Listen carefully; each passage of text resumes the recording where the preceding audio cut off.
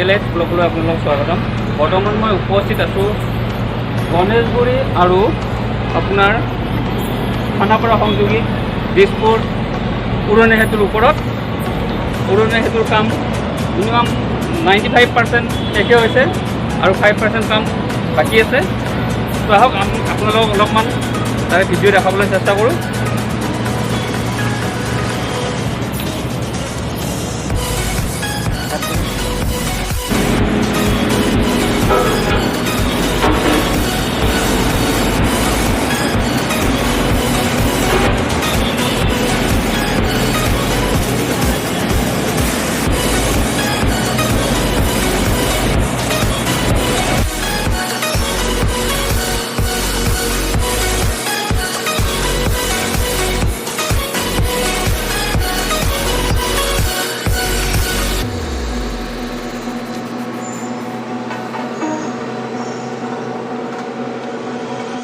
আপোনালোকে দেখিছে ইমান ধুনীয়াকৈ চিত্ৰ অংকন কৰিছে।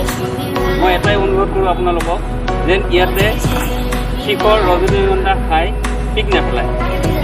এইবোৰ আমাৰে সম্পদ। এই ব্ৰিজখন বেলেগৰ সম্পদ নহয়, আমাৰে সম্পদ।